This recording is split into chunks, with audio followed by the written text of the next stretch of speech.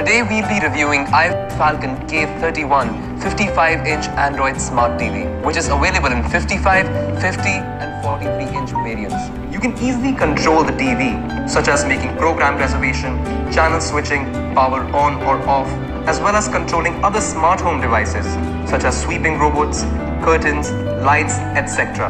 with just your voice, creating a more convenient life experience. AI Picture Engine intelligently recognizes each scene content through AI algorithm, dynamically improves the brightness, contrast, and saturation of the picture, presenting more details, realistic and vivid viewing experience. AI Sound Engine compensates the audio quality dynamically based on the volume. It improves the distortion of signals and speakers, providing you a more authentic listening experience at each volume. AI TV connects with other smart home devices, such as sweeping robots, curtains, lights, and so on, so that you can easily control smart home devices to bring you a more relaxed life experience. Morning. Hi, good morning. Currently in Gurgaon it's 29 with fog. Tonight it's predicted to be 29 with fog. Due to the current humidity, it feels like it's 36. I am going out. Sure, come back soon, I'm waiting for you. I am back home. Hi, welcome back home. Do you want me to play action movies? Change living room light to red color. Good night. Okay, have deep sleep, I'll meet you in the morning. K31 comes with India's first new version of 9.0 that can be upgradable in future. Android TVs of movies, shows and games from Google Play, YouTube and other apps. With Iffalcon Android TV, discover a new world of entertainment with your family. 4K AI in comes with powerful platform 2GB RAM, 16GB ROM to do multitasking and unmatched gaming experience. It also supports the voice search by remote control. Simply press the button and ask. There is no complicated navigation bar and tiresome typing, making it easier to find apps and videos. It supports 10 plus languages including English. 4K UHD reproduces all shades of light and natural colors in stunning detail for a truly immersive viewing experience via 3840 into 2160 pixels. That is 4 times the number of pixels on full HD TVs. The new HDR produces dazzling images with amazing brightness, color, saturation, contrast, and an accurate reproduction of light and dark shades, creating an enhanced viewing experience that looks as similar to real life as possible. Micro-dimming analyzes video content in hundreds of separate zones, adjusting the brightness and darkness separately. The contrast and vivid picture quality ensure a fantastic viewing experience. The built-in stereo box shape creates a wider and louder range to deliver immersive surround sound. Dolby Audio delivers immersive 5.1 surround sound.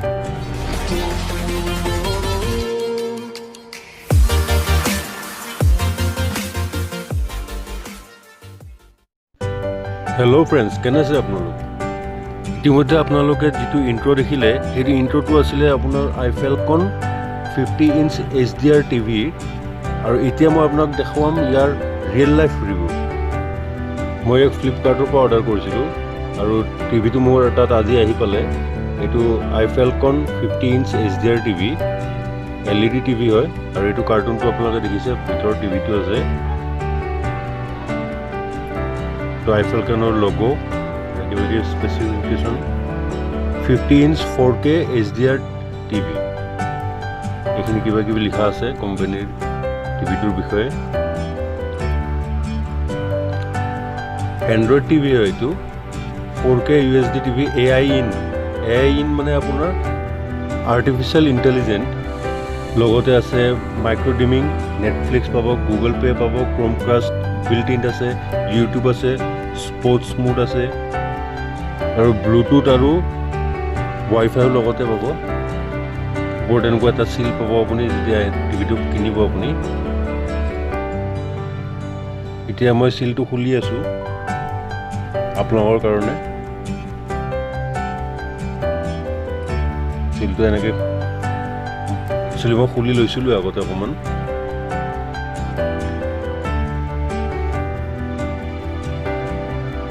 পালিলোঁ এইটো ভিতৰত cartoon.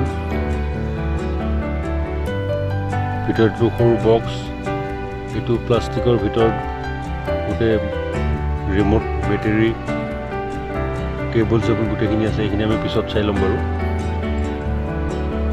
তাৰপিছত এইটো আপোনাৰ stand table stand দুটাই আছে left right কাৰ্টুনটো উঠোৱাৰ পিছত টিভিটো আমি দেখা পাম এইটো আমাৰ টিভি বাপৰে বহু মস্ত টিভিটো কিন্তু মস্ত টিভি দেই 50 ইঞ্চ এইটো বেক পেনেলটো দেখিছে আপোনালোকে ইয়াতে আছে আপোনাৰ গোটেইখিনি পৰ্ট HDMI পৰ্ট 3টা তাৰপিছত আপোনাৰ USB পৰ্ট 2টা এণ্টেনা তাৰপিছত আপোনাৰ এইটো হেডফোন জেক আৰু AV এডাপ্টাৰ পাব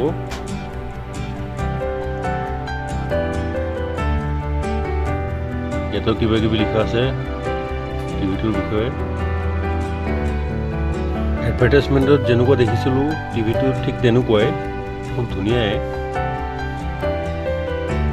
বডিটো গোটেই বেয়া নহয় বেক পেনেলটো বেয়া নহয় ধুনীয়া দিছে তলত এইটো আপোনাৰ ষ্টেণ্ড লগোৱা জেগা এটা ষ্টেণ্ড হ'ব স্পীকাৰ এইটো আপোনাৰ LED লাইটৰ ইণ্ডিকেটৰ স্পীকাৰ আকৌ এতিয়া আকৌ ষ্টেণ্ড লগাব আপুনি স্পীকাৰ দুটা চাউণ্ডটো ভাল হ'ব লাগে এইটো আপোনাৰ ফ্ৰণ্ট চাইডটো দেখিছে খুবেই ধুনীয়া বেজেলটো একদম সৰু যিটো বাৰ একদম পাতল এইটো চাওক আপুনি কিমান পাতল এইটো আপোনাৰ ষ্টেণ্ড টেবল ষ্টেণ্ড দুটা থাকে আৰু ইয়াতে স্ক্ৰু লগাব লাগিব আপোনাৰ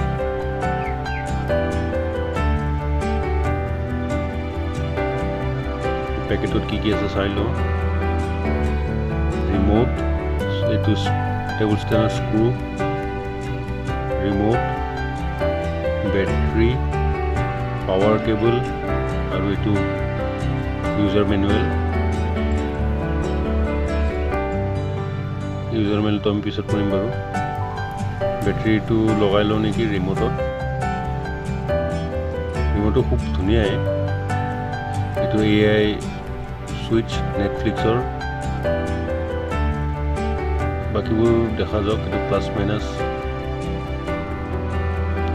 বেটাৰীটো লগাই লওঁ দুটা বেটাৰী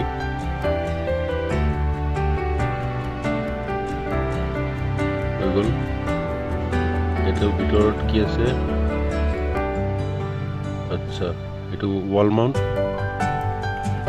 এইটো AV এডাপ্টাৰ এতিয়া গোটেইখিনি ফিটিং কৰি লৈ মই আপোনাক দেখুৱাম এইটো পাৱাৰ কেবল লগাওঁ মই ষ্টেণ্ড লগালোঁ টিভিটো এইটো পাৱাৰ কেবল পিছফালে এইখিনি জেগাত লগাব লাগিব হয় এটা সোমাই দিয়ক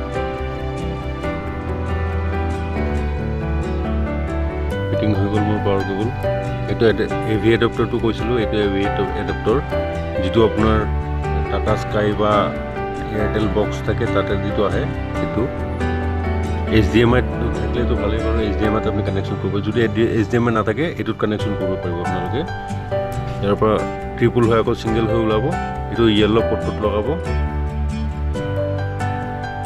এইটো চাব পাৰে AVI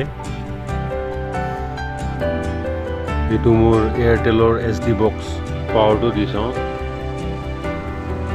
এতিয়া কথা হ'ল যদি আপোনাৰ ভিডিঅ'টো ভাল লাগে লাইক কৰিব শ্বেয়াৰ কৰিব বন্ধুবৰ্গৰ সৈতে কাৰণ কাৰোবাৰ প্ৰয়োজন হ'ব পাৰে আৰু আগন্তুক ভিডিঅ'ৰ কাৰণে চেনেলটো ছাবস্ক্ৰাইব কৰিব আৰু ইয়াৰ নেক্সট চিৰিজ মই লৈ আহিম অতি সোনকালে আৰু যদি কম দামত আপোনাৰ এনেকুৱা এটা LED টিভি লাগে তেনেহ'লে আপুনি এইটো টিভি কিনিব পাৰে টিভিটো গোটেই বেয়া নহয় ভাল টিভি TCLৰ টিভি হয় যিটো ৱৰ্ল্ডত 5 নম্বৰ ৰেংকিঙত আছে Iffalconটো একচুৱেলি TCLৰ টিভি হয় মই মোৰ এয়াৰটেলৰ কানেকশ্যনটো চাই লওঁ কেনেকুৱা দেখায় HD টিভিত SD বক্স